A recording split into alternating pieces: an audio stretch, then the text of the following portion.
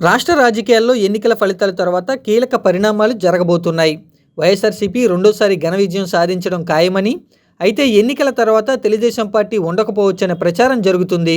2014 ఎన్నికలకు ముందు బీజేపీతో కలిసి పనిచేసి ఆ తరువాత యూటర్న్ తీసుకున్న చంద్రబాబు, ప్రధాని మోడీ, అమిత్ షా సహా బీజేపీపై నోటికొచ్చినట్టు మాట్లాడిన సందర్భాలు ఉన్నాయని అంటున్నారు.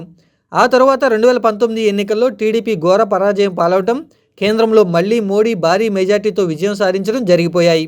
ఆ తరువాతి కాలంలో చంద్రబాబు బీజేపీ పెద్దలతో సయోధ్య కోసం అనేకసార్లు ప్రయత్నించినా కనీసం ఢిల్లీ నుండి అపాయింట్మెంట్ కూడా వచ్చేది కాదు.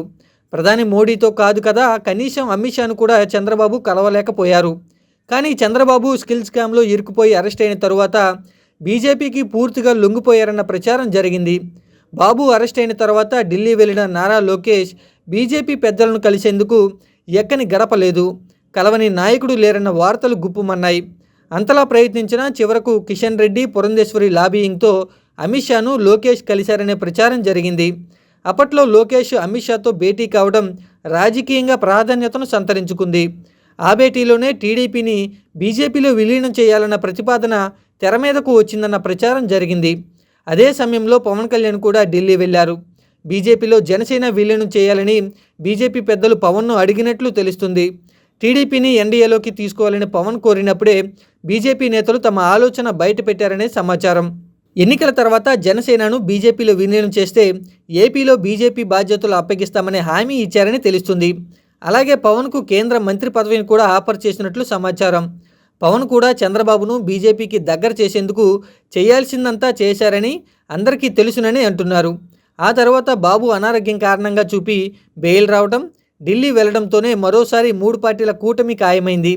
కానీ టీడీపీని విలీనం చేస్తేనే పొత్తు ఉంటుందని మోడీ, అమిత్ షా తేల్చి చెప్పారని రాజకీయ విశ్లేషకులు అంటున్నారు. చంద్రబాబు టీడీపీని విలీనం చేయాలన్న దానిపై ఆలోచించుకోవడానికి సమయం కోరటం వల్లే బీజేపీతో పొత్తు ఆలస్యమైందని ప్రచారం జరిగింది. మరోవైపు రాష్ట్రంలో స్కిల్ స్కామ్, అమరావతి కుంభకోణం, ఫైబర్ నెట్ ఇలా అనేక అవినీతి కేసులతో చంద్రబాబు ఉక్కిరిబిక్కిరయ్యారు. వీటి నుంచి బయటపడాలంటే బీజేపీ పార్టీ అండ తప్పదని భావించి టీడీపీని విలీనం చేసేందుకు అంగీకారం తెలిపినట్టు తెలిసింది. మరోవైపు పవన్ కళ్యాణ్ కూడా ఈ ఎన్నికల తర్వాత జనసేనను విలీనం చేసేందుకు అంగీకరించినట్లు చెబుతున్నారు. ఇదే విషయాన్ని కేఏ పాల్ సహా పలువురు రాజకీయ నాయకులు కూడా చెప్పారు. సో మరో 2-3 నెలల తర్వాత టీడీపీ, జనసేనలు బీజేపీలో కలిసిపోవడం ఖాయమని తేలిపోయింది.